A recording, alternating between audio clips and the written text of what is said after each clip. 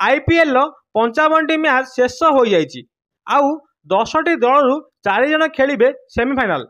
सबू कल्पना जल्पना शेष जना पड़गला किए किए खेलिबे सेमिफाइनाल। 10टी दल 6टी दल आईपीएल एलिमेंट हेबे। लखनऊ हैदराबाद राजस्थान चेन्नई एलिमेंट हो सारी 4 दल सेमिफाइनाल खेलिबे 2 दल फाइनाल खेलिबे। दर्शक बंधु फाइनाल किए किए खेलिबे आपण कमेंट रे कहतु। चलतु एवं जाना केउ केउ दल 4 सेमिफाइनाल खेलिबे। 18 वर्ष हेब आईपीएल ट्रॉफी नहीं नथिबा आरसीबी एबे पॉइंट टेबुल रे प्रथम रही।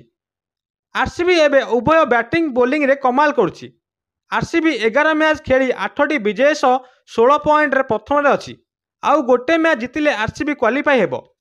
सेही भली पंजाब 11 मैच खेली 7टी विजय गोटे मैच बातिल हेबारु 15 पॉइंट सह द्वितीय रही। 2टी दल क्वालिफाई हेबा निश्चित।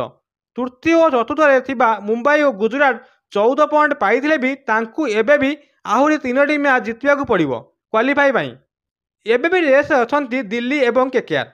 दिल्ली 13 पॉइंट और केकेआर 11 पॉइंट पाइथिले भी पंचम और षष्ठ स्थान रहिसंती।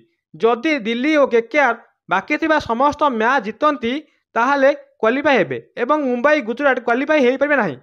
जदि दिल्ली एवं केकेआर मैच को हारती एवं मुंबई गुजरात मैच को विजयी हुंती ताहाले मुंबई और गुजरात सेमिफाइनाल खेलिबे।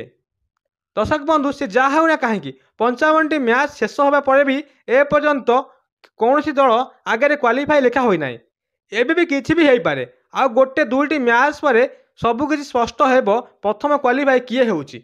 आपण कमेंट कर निश्चित कहतु क्वालिफाई केउ केउ 4 दल हेबे।